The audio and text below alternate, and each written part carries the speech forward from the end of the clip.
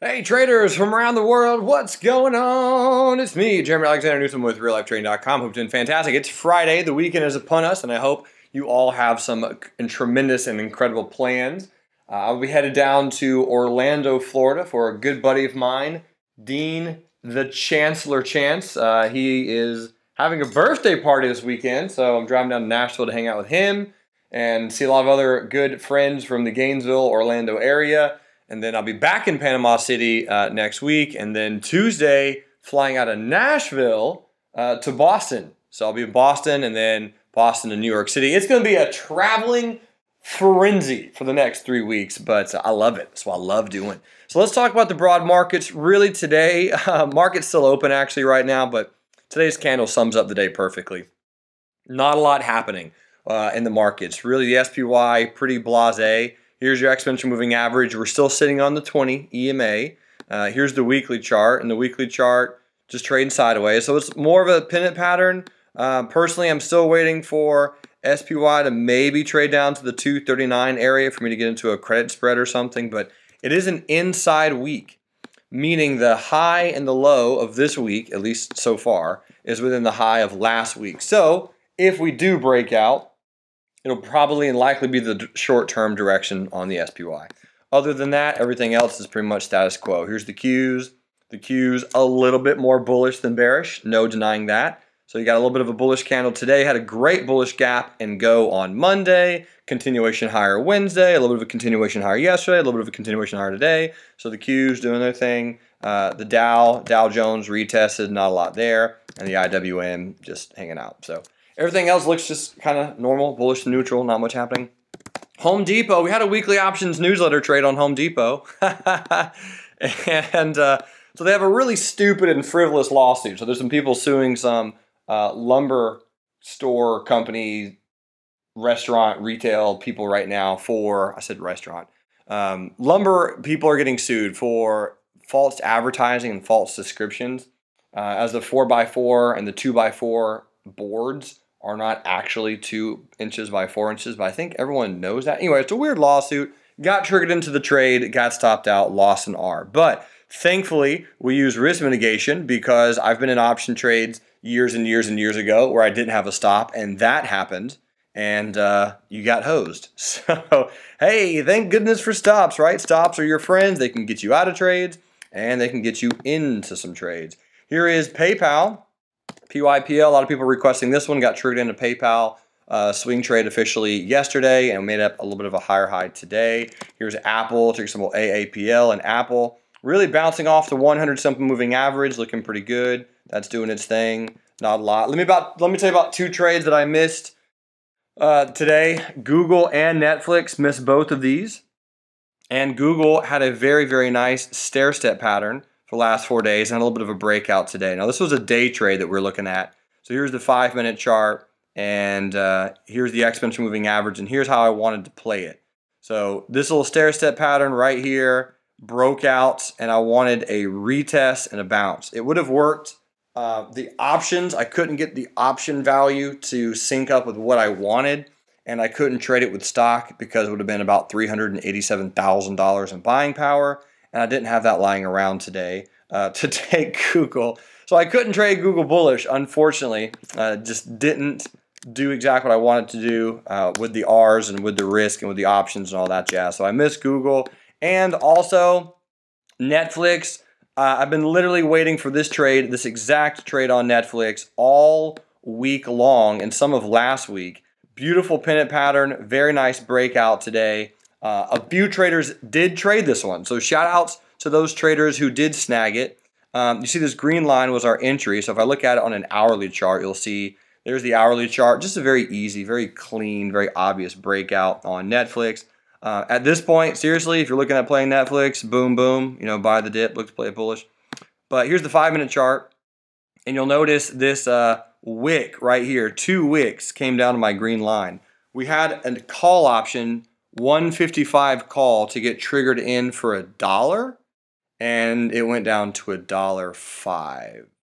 Yeah, missed that by an entire American nickel. That would have been about 5 R's or something insane like that. That would have been a really good trade, so missed it entirely.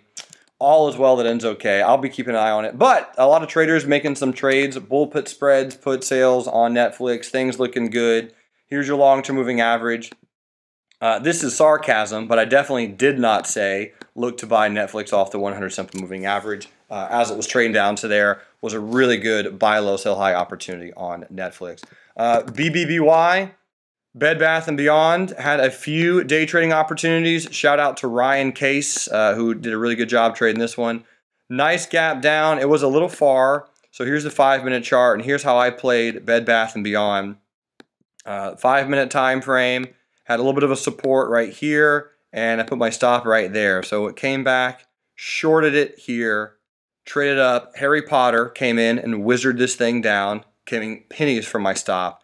Rolled down here and got trailed out, stopped out around there for about 0.44R. That was really about it on Bed Bath & Beyond. BlackBerry also had a good gap today, but I missed the BlackBerry trade. And between BlackBerry and BBBY, I was getting tongue twisted all day long trying to figure out what the heck I was looking at. But BlackBerry was a good gap down on an earnings miss and also a repurchase of some shares. Beautiful, perfect, bearish gap and go in every way. Phenomenal trade for anyone who shorted it. It just depends on when and where. I had a few other trades that got requested. Let me get some of these pulled up. Let's see here. Give me about 6 seconds. CELG and Facebook. So CELG, really good breakout. We did look at this one last week in the free open house week on CELG, and this was the entry setup that we had from last Friday. And Christopher Miller and a few other traders played CELG to perfection. So good job, team. Here's the weekly chart on CELG, and it broke out. So if you're looking at playing CELG, I've had this one on the list for a few times. There are a few biotechs breaking out right now. Feel free to review the sector and look to buy low, sell high. But this thing, big white candle, let it retest. It would probably look something like this, and buy the dip. Here's Facebook, ticker symbol FB. Facebook, Ron has a put sale on Facebook. A little bit of a bullish candle today, had an upper shadow yesterday. Trying to play a bearish trade out there in the markets with the bear call spread on Facebook. It doesn't appear that it will work. Here's the weekly chart on Facebook. Pretty strong weekly chart. It is a retest gap, white candle gapping up. So I'm going to look for next week to retest a little bit. We'll see, but I love your put sale on this one, Ron, and Dean has a good one at 145 expiring today as well. I do think Facebook goes higher into 168.68, but just give it a little bit of time, see what kind of retest it'll do. I'll be a little bit patient on the bear call spread, but that's what we got on Facebook. Amazon, we also got a bull put spread on Amazon. Really insanely nice inside day candle today. Keep your eyes on Amazon, really, for a breakout in any direction. Phenomenal, very small candle patterns back to back. So watch it Monday, Tuesday for a break. Just at least keep your eyes on the prize. Next on the list is Lazy Boy, ticker symbol LZB. And Lazy Boy had itself a beautiful bullish gap and go on Wednesday. Here's the weekly chart on Lazy Boy, and this thing was resting comfortably here on the 200 and 100 simple moving average for about half the year, and then had a huge, monstrous bullish gap. This is the weekly chart, so zooming out, I believe this is the all-time high, if I'm not mistaken. We're trading up into the all-time high price range, yep, right about now. So on Lazy Boy, with that gap, here's your resistance, 30.66. All-time high price is right about just a little bit higher than where we are. So I'll be keeping an eye on Lazy Boy to continue from its bullish gap, but since it is trading into a resistance, I'll be looking for something like this, breakout, look for it to recline into old resistance, new support, and then look to play the bounce on Lazy Boy.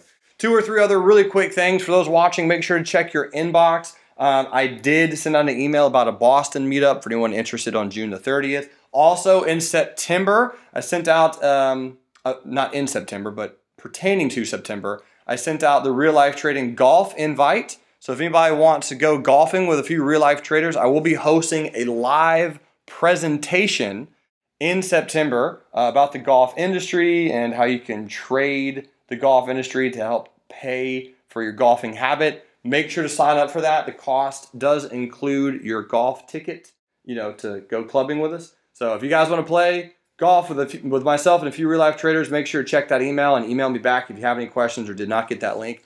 Thirdly, Wednesday, I mentioned a really incredible trader who wants to remain anonymous. He offered to pay for some traders, and I got an overwhelming amount of emails about that. So it turns out that maybe the real life trading rooms were priced a little bit high, but I like the way they're priced, so they're going to keep going up.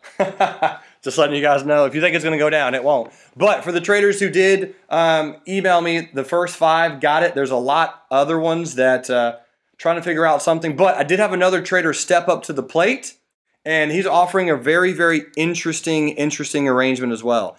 If you have any traders, and he'll probably slide a little bit on the age, I think. But here's what he said exactly. Let me just get this pulled up.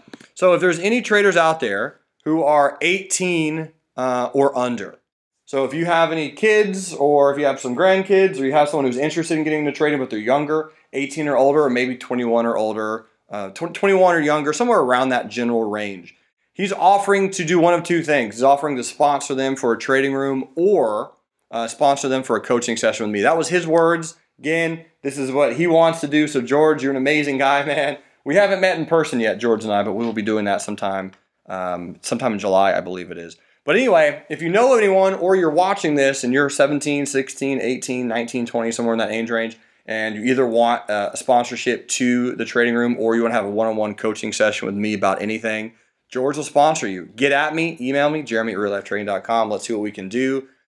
Folks, just a bunch of people stepping up to be awesome, and I like that. Let's go look at a few other stocks that were requested. BWEN, Broadwind Energy, and this one, like most energies, got the wind knocked out of its sails. This thing had a huge bearish move since April. Jeez. So this is a volatile little cookie right here. Volatile City. Well, it is certainly trade lower. So here on the daily chart, if I were looking at playing Broadwind Energy, BWEN, you got a nice upper wick shooting star candle yesterday, inside day candle today. I'd probably look for a close above the 200 simple moving average on Broadwind Energy if you're looking at playing bullish. Next on the list, WHR, Whirlpool. Whirlpool breaking down some. We were watching this yesterday, or not yesterday. Feels like yesterday. Today, we watched it today for a day trade. Never got anything to trade on it though. Here's a really good resistance. So really what we're doing is we broke out of that resistance and we are pulling back to kind of retest old resistance, new support. So if you're looking at playing Whirlpool, this is a pullback. It's a strong one. Figure out where you want to buy this thing. It's a buy low, sell high, longer term approach. I don't see anything on it shorter term right now that looks massively appealing, but you do have that breakout and you are pulling back now. So feel free to watch that. CIEN also was requested here on the weekly chart, and here's the daily. And I forget the trader who emailed me this, but you know who you are. I think it was Ron. Yes, it was Ron. Ron, I remember. So anyway, Ron's in CIEN bullish based on the hourly chart. So here's his hourly chart, and this is a very good retest type of play. So this is the hourly time frame on CIEN, and you can see old resistance, new support. He played the breakouts. Boom, boom, boom. So Ron, so far on CIEN, looking pretty good, my friend. And I think we had one other one that you wanted me to look at. PF, and then I'll look at Tesla, and then we'll be done. So here's PF. PF also slowly trekking up higher. Doesn't look bad. It's an inside day candle from yesterday. The highs of these 2 candles, Ron, are the exact same, at least right now. So if PF can break above on Monday, Tuesday, this one should continue rocking out the house for you. And Tesla, some of you might notice if you subscribe to my YouTube channel. If you don't, I would vastly encourage you to do so. But I did accidentally post the the Transportation Thursday video yesterday for about 10 minutes. So if you did subscribe to the YouTube channel, you probably got a link for Transportation Thursday's video. And you'll notice in that video yesterday, we outlined really the exact plan that we had on Tesla for today's day trading world. And this was it, this little pink line right here. So let me turn off the extended hours. I think that's what I based it on. Yeah, so here's the non-extended hours chart. Very simple strategy.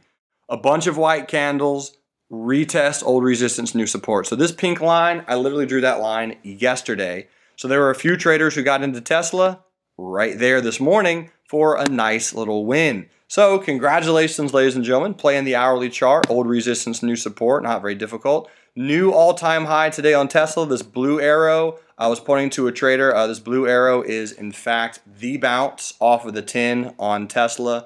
Looking gorgeous, looking pretty. It's going to continue higher. So if you're in bullish, hold. If you're not in bullish, look to buy the dip. Ladies and gentlemen, that's pretty much it for me. Again, just as a reminder, if you're not in the open house, email me about it. For those who wanted the 50% off for 3 months, that has filled up. It was only 5 traders, but if there's anybody else that wants to step up and offer a sponsorship, feel free to do so. But ladies and gentlemen, the trading room is where it's at. These people are flocking to it. We're enriching lives together. This is not about me. This is not about you. This is about us helping other people, educating other people, doing it as a group, as a team, as a journey, as a unit. Look at all the chats that we had today. I mean, I could scroll for a few more minutes. I love this room. I love this company. I love you guys. You are amazing. Have a great weekend. I will see you later. And until next time, love life, live life, and trade it. Bye.